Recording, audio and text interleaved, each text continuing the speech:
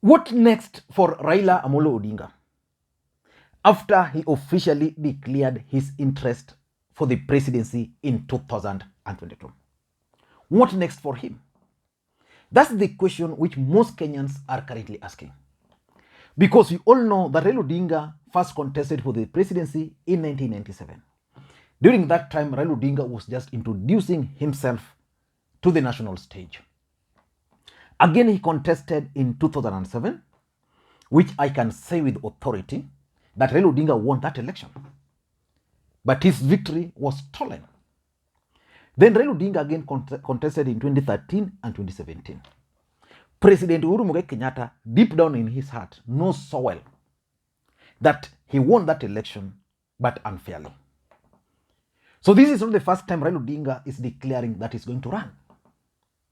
And indeed, he's been running. But what next? In this video today, I want to try and give my opinion on a few things which Raila Amolo Odinga must do as a matter of urgency. But before we do that, if you're watching this channel for the first time, please take a second or two, click the subscribe button so that next time you produce a video like this, YouTube will notify you. To the subscribers, please show love, give this video a thumbs up, share it, and for those who can, please drop your comments. Now let us go back to the main issue. By the way, I'm very shaggy. I want to rush to Tamasha, Baba Shop, right now. Anyway, what next for Raila Amolo Odinga? In my view, Raila Odinga must do the following. And his team should be very careful. If they're not, William Ruto is not a pushover. William Ruto is going to embarrass them. William Ruto was with Raila Odinga when his victory was stolen. William Ruto was with Uhuru Kenyatta 2 times when Uhuru won the elections unfairly. Even in this country today, it is being speculated that the IBC, as currently constituted, is still leaning towards the Deputy President, Dr. William Ruto. President Daniel Toroitich arap Moi was the president of this country for 24 good years. During those years, he ensured that Kalenjins were well represented in the security sector, whether military or police, whether intelligence or CID, everywhere the Kalenjins are for 24 good years.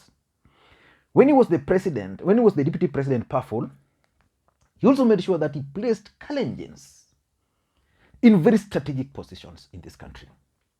And because our politics is tribal, the truth of the matter is that William Ruto is prepared for this election.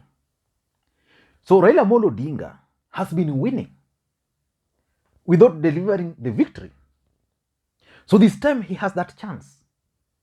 His supporters believe that the handshake is going to enable him for the first time to be declared the next president of the Republic of Kenya. And indeed, if you followed his event on Friday, it was a presidential kind of event. Apart from few mistakes here and there, the event was presidential. But what can Raila Odinga do as a matter of urgency? The first thing, in my view, which Raila Odinga must do, even today or tomorrow, is to convince President Uhuru Kenyatta to publicly endorse him. The president has done that, but not expressively. So the president's endorsement is going to solve a lot of equations for Raila Amolo Odinga. As a matter of fact, the president has decided he's supporting Raila. But there are elements around the president. These elements don't believe that Raila Odinga should be the next president. And these elements are creating the third force. I strongly believe that the elements were the same people who prevailed upon Kalonzo Musyoka, Musalia Mudavadi, Moses Wetangula, the former NASA principals, not to attend Raila Odinga's event. Though some people are saying that probably Raila Odinga designed it like that. So I think the first thing he must do, look for Uhuru Kenyatta, ask for Uhuru Kenyatta for public endorsement. That's the first thing. The second thing Raila Odinga must do on Monday is holiday, on Tuesday, is to go to Orange House, Amachungwa House, and put that house to order. You see, Friday's event was well organized, but there were elements of chaos, and those chaos are attributed to ODM party. I read a post by Wambugu Ngujiri, and I was shocked. But the truth of the matter is that if Raila Odinga wants to become the next president, he must figure out how ODM as a political party is going to conduct a free, fair, and credible nominations. If free, fair, and credible nominations are not possible, then they must stop those they don't want at this stage. For example, if they don't want candidate A to contest on its ticket, they should not allow that person to campaign on their platform. Because the nomination, ODM nominations, is basically going to make or break Raila Odinga. All the efforts are going to be thwarted at the nominations. Because a lot of people, the fact that Raila Odinga is now seemingly very close to the presidency, many aspirants are going to vie on ODM ticket. Mess with the nomination, you mess with a lot of things because of the county governments. So once that's done, he must then go to Orange House, figure out how the party can be dissociated from chaos. Look at what happened to that Maragwa member of parliament, Wamaua. The lady is a member of parliament, was attending this function. Of course, she had joined William Ruto's the other week. Then she was just stopped. So probably this lady provoked. But the way she was handled, even if the lady was on the wrong, if she was on a mission, the way she was handled was bad. It gave the ODM as a political party a bad image. And I can assure you, that incident alone can be agenda for Team Tanga Tanga 3 good months. 3 good months. They can make it an agenda if they want, because they don't have any other thing. So Raila Odinga must figure out how ODM as a political party can deal with such kind of situations. There were chaos at the podium. I'm told there were cards for VIPs. Of course, I was given one. And some people just decided now to start selling these cards to aspirants. So if you're an aspirant, unaleta pesa kidogo, your name is given. So a place which was supposed to accommodate 100 people ended up with 500 people holding the card. That kind of chaos. 500 people. So it means you had a card, then you could not even sit on the VIP. If you came late, you would sit very far. I saw, for example, when Macharia came, one of the summit members of ODM party, the ODM people who were managing the event, some of them did not even recognize him. So he stood there for like 10 minutes. I remember the tycoon, Ibui, standing up there. Most people did not even recognize him. It took Junet Mohammed effort to bring him a chair. So those chaos needed to come to a stop. The third thing is that Raila Odinga must go back to his reform credentials. At the same time, he must blend with the current needs of the people. History is good. It will attract those who understand history. But there's a generation which will not bother. So Raila Odinga, in my view, must rally reformists around him. He must rally reformists around his bid, so that these reformists can be the ones taking on the people who were previously in Kanu during the clamor for multipartyism. When someone say that we don't need history, Raila Odinga needs a reformist, someone like Kabando, someone like Koiwa Mwere, someone like Willy Mutunga, someone like Mwenda Wiro Muganga. If it were within my powers, I would have asked him to go and look for Hassan Omar, people who understand reforms, what it means. So that these people are the ones who will now start talking about Raila Odinga, his past and history, when they get platforms on the media. Today, as we speak, of course, Kabando is back. Mutunga is still here, there. Koigi, there are several. Professor Okongo Yugi. So many of these reformists, Raila Odinga needs them on his side so that they can sustain the narrative of reform credentials where we are coming from as a country. He must look for them. If he won't look for them, he's going to lose them. He's going to lose the civil society, because the civil society in this country actually depended on some of these guys. Yeah? There are so many reformists outside there. He needs to go look for them as a matter of urgency, so that as he speaks, as he grants Atulia a platform, as he grants David Murabe platforms, a reformist, someone like Wafula Buke, for example,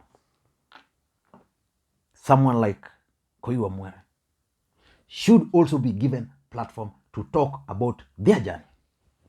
So that's the third thing he must do. The fourth thing Raila Odinga must do, in my view, is to identify campaign theme and rallying call. William Ruto has identified his bottoms up. At some point, he started with dynasties versus hustlers, which I think they dropped along the way. So they came up with the hustler narrative, which was spreading very fast like a bushfire in this country. Then he has now settled on bottoms up. May I ask you a question?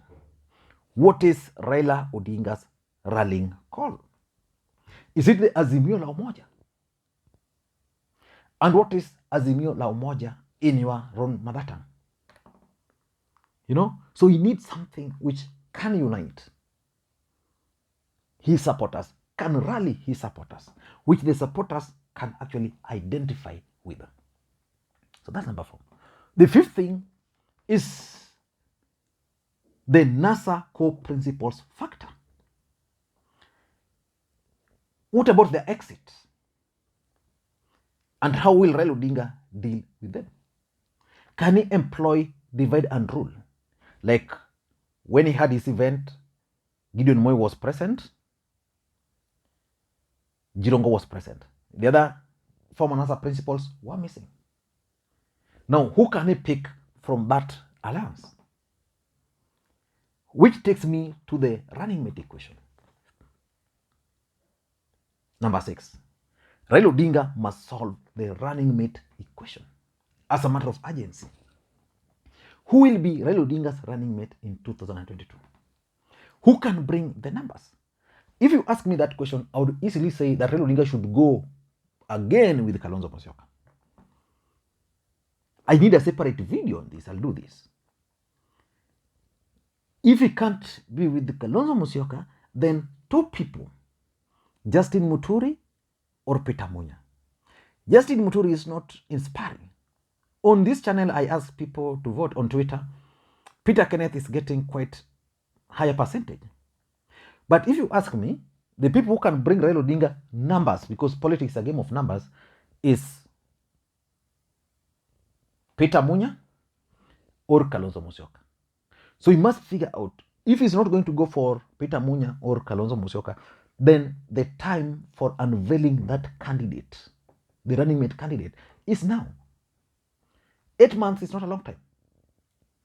Yeah, probably maybe he has a different idea. But I think he must figure out the running mate equation. I'm going to do a comprehensive analysis because now I'm believing that the choice is now narrowing down to Peter Kenneth or maybe Peter Munya. But I'll give my justification why Kalonzo and Munya will deliver the vote.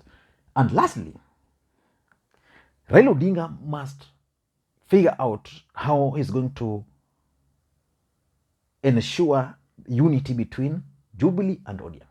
There's a lot of mistrust between ODM and Jubilee. That's the honest truth.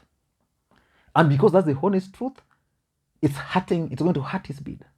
Raila Odinga is losing NASA core principles. Jubilee is coming very strongly with their support. Yeah? So even if you say they are 20% or 10%, that's support. It could be 1 million. Yeah? So this 1 million of Jubilee, how is Raila Odinga going to ensure that they are united, that they speak with one voice, that there is no mistrust? So that when an event is organized, when Raila Odinga is holding an event, then Jubilee leaders, for example, will feel free to attend. I'm sure after the Kasarani event, most of them will be like, are we really wanted in that party? So that mistrust must be dealt with. And the best place to begin with it is Nairobi. Nairobi is the best place.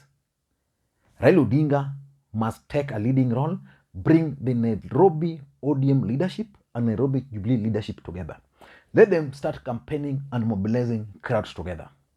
Once that's done, it will trickle down to their villages. I don't know what to think. What next for Raila Odinga? That's my take. Thank you guys so much for taking your time. I know it's like 17 minutes now. Just listening to this is something which I can appreciate. I'll appreciate that. So just let me know